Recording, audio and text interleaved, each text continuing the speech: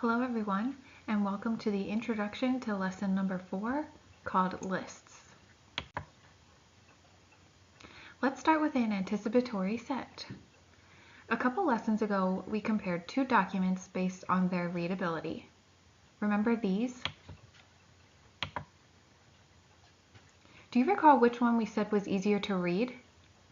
Sample 2, right? And why was that? If your reason has something to do with spacing, then you are correct. Now, let's compare two more documents and their readability. Okay, so here we have two more samples of a Word document.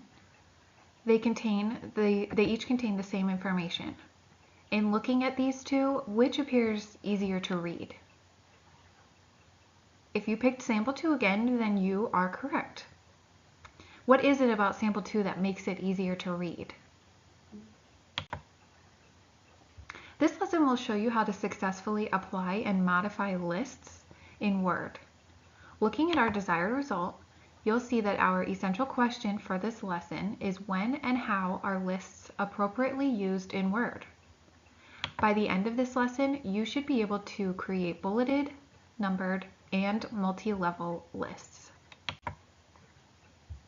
This brings us to the end of the introduction of lesson 4.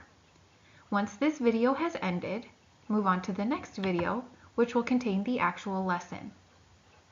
During the lesson, take notes in a notebook or a Word document on creating bulleted lists, options for working with lists, creating numbered lists, restarting numbered lists, customizing bullets, and finally multi-level lists.